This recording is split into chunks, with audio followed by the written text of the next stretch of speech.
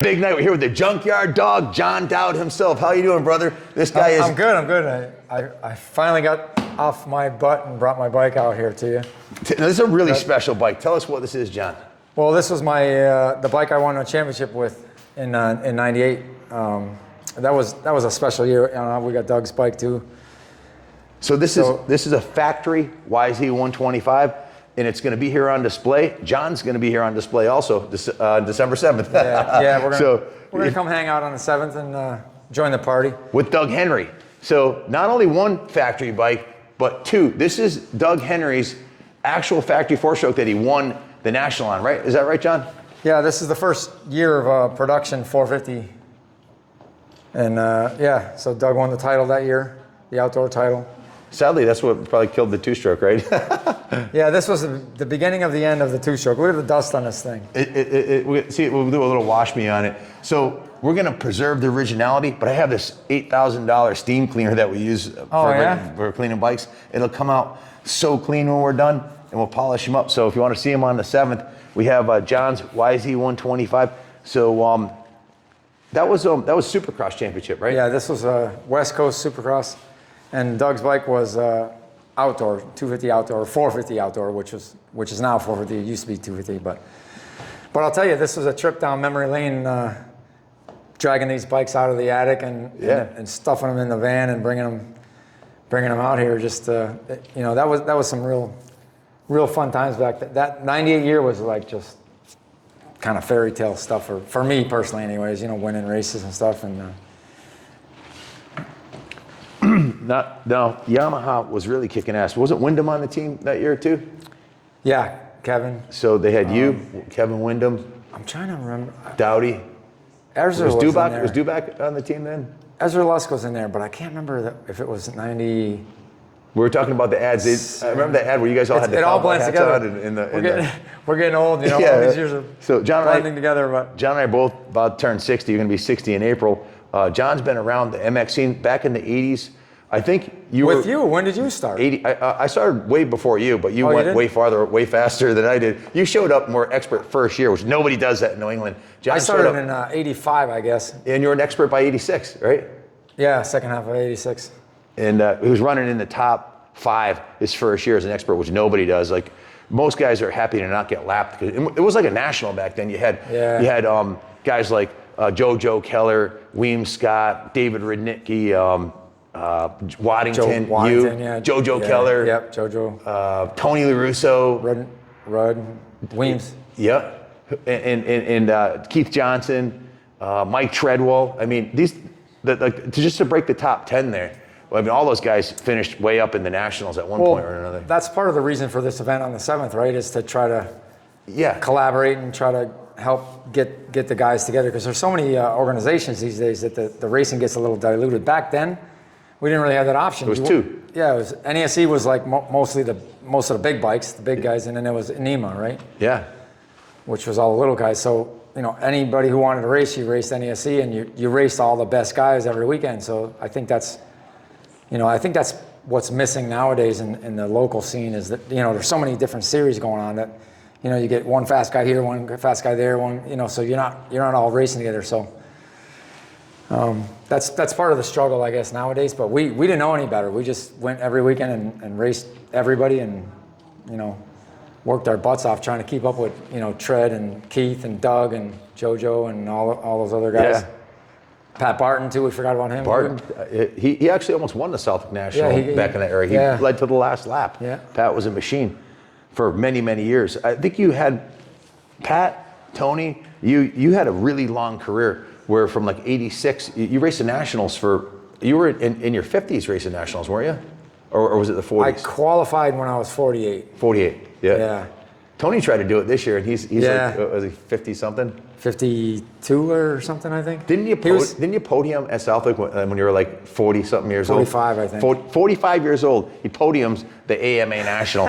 Nobody does that. I got pretty lucky. Think about that. It was muddy. Everybody else was crashing, and I just kind of stayed on and followed the ruts. Luck had nothing to do with it. This dude is the only guy to ever beat.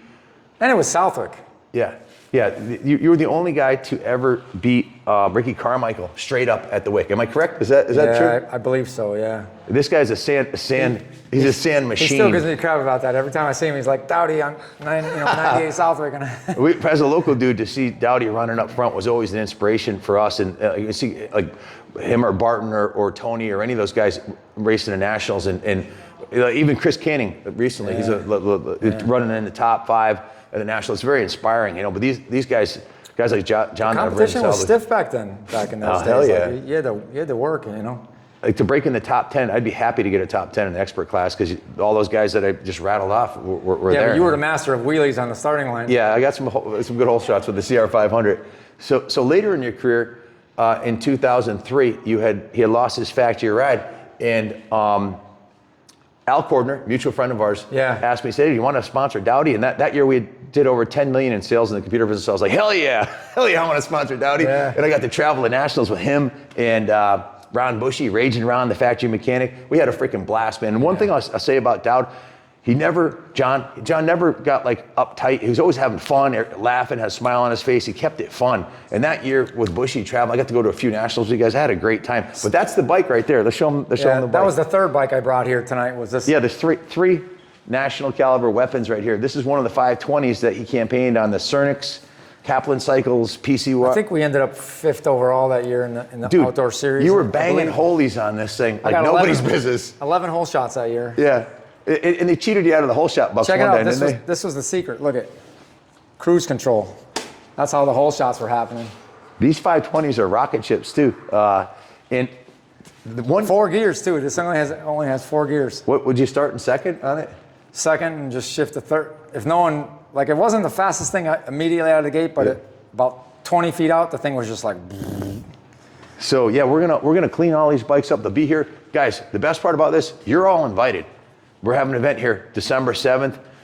Doug Henry is actually, and Keith Johnson are putting the event on here, and I'm just hosting it. But Keith Johnson is doing a summit, basically a call to action to get some feedback from the riders on what they want to make the races more fun and have all the track owners get together. And maybe I heard some rumors about maybe doing they all have there's 10 different series, but maybe having all the series show up for like a mini national. 10 now? Wow. Yeah, he actually said I think he said there's 12. There's like every state has their own series now, and it's really cannibalizing the gate turnout. So Keith Johnson will be here, the owner of the Southwick track. Him and his dad, Rick, run the Southwick track.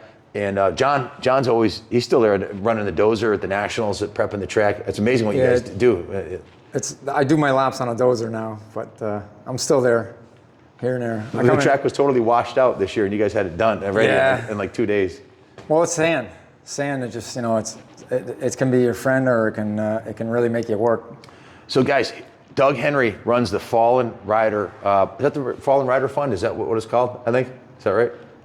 Yeah. It's New England Fallen Rider or something. Basically, he raises money and helps people who get injured at the races. So 100% of the door fee for that day, if you guys come, it's $10 to show up and be a part of it. 100% of it is going to 2 areas. 50% of it is going to a new rider fund at Southwick. So if we raise $5,000 or $3,000, any rider that shows up has never ridden before, their entry's fee. That's like a new concept of sorts, right? That's one of the things Keith wants to do is like get more people involved. And then the other 50% is going to Doug for the Fallen Rider Fund. So 100% of the money that comes in is going those 2 directions. So even if you can't come in, maybe we'll do a GoFundMe and you can contribute if you're watching from Australia or something like that and you want to help out. We'll do a thing on that day where you can throw in $10 and hopefully get some more new young bucks. When we were kids, like the 125 novice class would have like 2 gates, and qualifiers, and there would be 800, 1,200 riders, and now they're having trouble getting that many there. Yeah,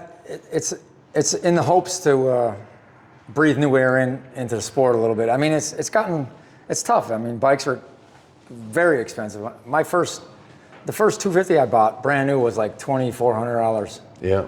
I mean, these things are, a new 450, 10, 12 grand depending on the bike, but so it's gotten tough. Like the money is, the budgets are tighter, and so Keith, it's true, and Keith is hosting this event to hear what you guys want to make you want to show back up at the track.